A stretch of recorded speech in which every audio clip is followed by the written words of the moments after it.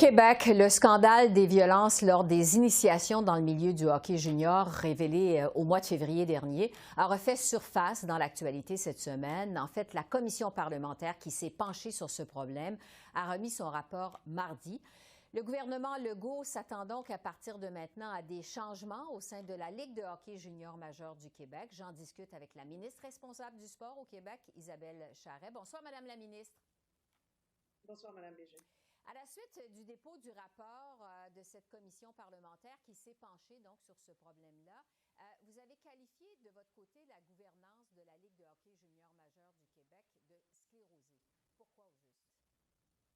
En fait, ce que je voulais dire, c'est que c'est une gouvernance qui est quand même très homogène. Puis peut-être que le terme était fort, mais ce que je voulais dire, c'est que chaque personne qui siège sur cette gouvernance-là a à peu près le même profil et les mêmes attributs et le même background. Donc, je pense qu'il y a moyen maintenant, dans une saine gestion, d'avoir plus de diversité pour justement refléter la société et puis aussi pour pouvoir avoir une saine gouvernance, évidemment, mais pour pouvoir offrir un produit qui réponde plus aux aspirations de la population. Alors, c'est dans ce sens-là que je parlais de sclérose optique. Vous parlez de diversité, vous proposez aussi que le conseil d'administration de la Ligue compte plus de femmes.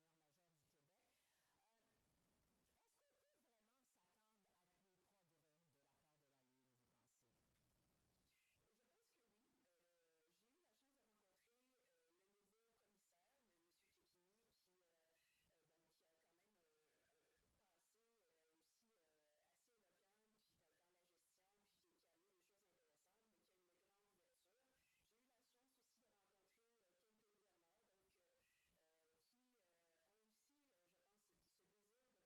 part de la Ligue, vous pensez? Je pense que oui. J'ai eu la chance de rencontrer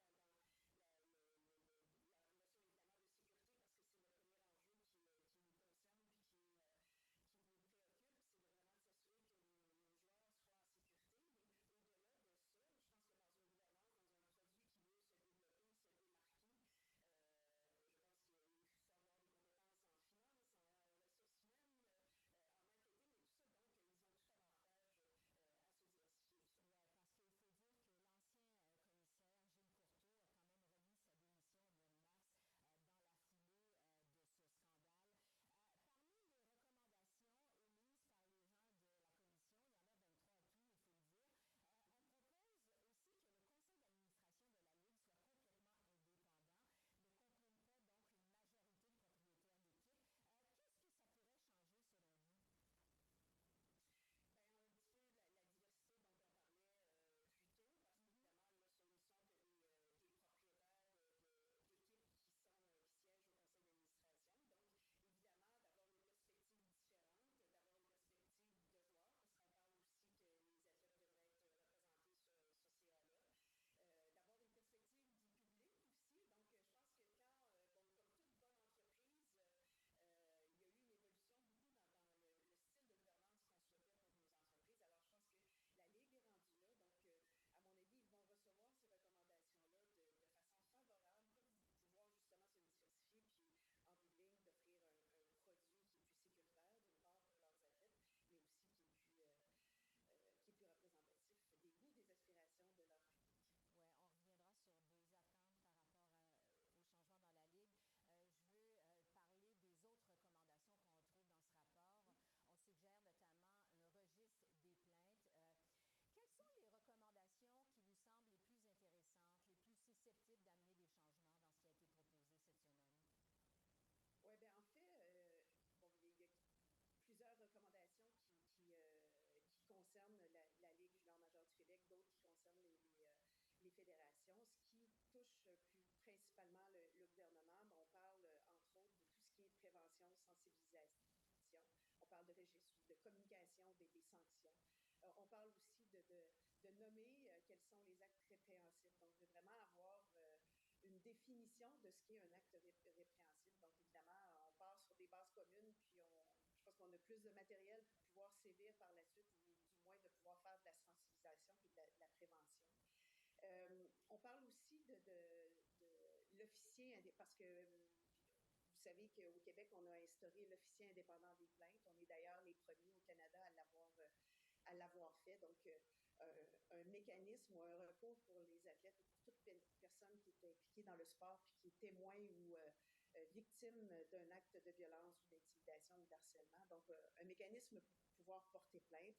Alors, à ce niveau-là, évidemment, il y a des améliorations qu'on peut faire et une des recommandations était que l'officier indépendant des plaintes soit incarné par une personne. Parce que là, maintenant, il n'y a pas quelqu'un qui est nommé l'officier indépendant des plaintes, mais il y a des ressources qui sont là pour pouvoir incarner ce rôle-là. Donc, ça, c'est une recommandation qu'on est en train d'analyser. Puis, il faut dire aussi qu'avant que cette commission-là soit lancée, j'étais déjà au travail à m'assurer que le mécanisme qu'on a lancé il y a 2 ans était le meilleur possible, donc évidemment est perfectible. Donc, c'est pour ça qu'on a commencé déjà les travaux.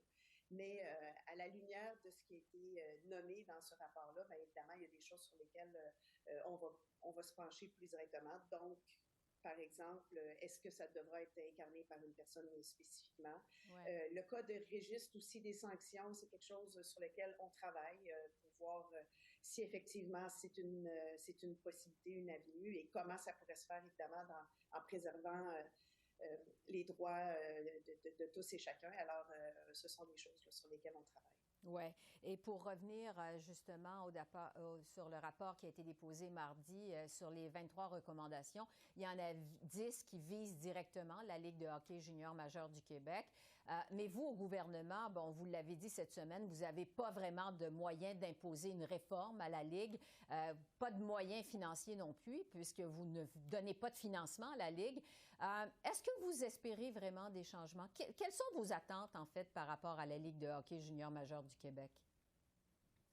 Oui, bien, en fait, effectivement, on n'a pas de moyens de levier financier. Par contre, comme je vous disais tantôt, ils sont dans un esprit d'ouverture. Puis il faut se rappeler aussi, l'origine de cette commission-là était un recours collectif qui avait été déposé en Ontario, qui n'a pas été accepté parce que bon, le recours touchait la Ligue canadienne de hockey, la Ligue junior majeure du Québec et différentes ligues. Donc, les instances de l'Ontario ont dit que ça n'était pas applicable compte tenu de la juridiction puis bon, comment ça fonctionne, là, ouais. les systèmes juridiques dans chaque province.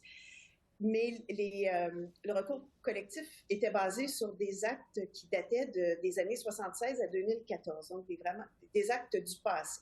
Maintenant, on sait qu'il y a des choses qui ont été mises en place depuis ce temps, notamment par la Ligue junior majeure du Québec.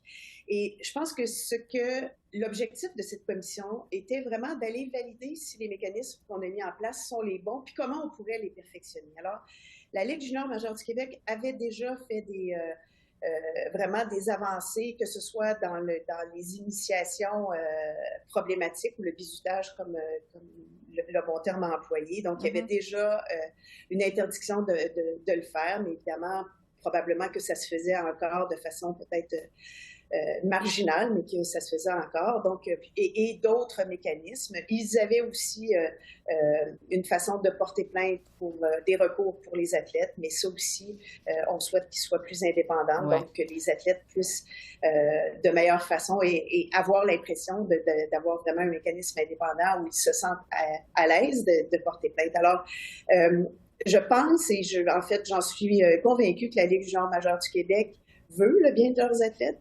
Ils veulent qu'ils puissent évoluer dans un milieu sain et sécuritaire. Alors, je pense qu'ils vont faire les choses nécessaires pour que ça arrive. Oui, la Ligue qui s'est donné quelques semaines pour répondre au rapport. Isabelle Charret, je rappelle que vous êtes ministre responsable du sport au Québec. Merci beaucoup. Merci de votre temps. Ça me fait plaisir.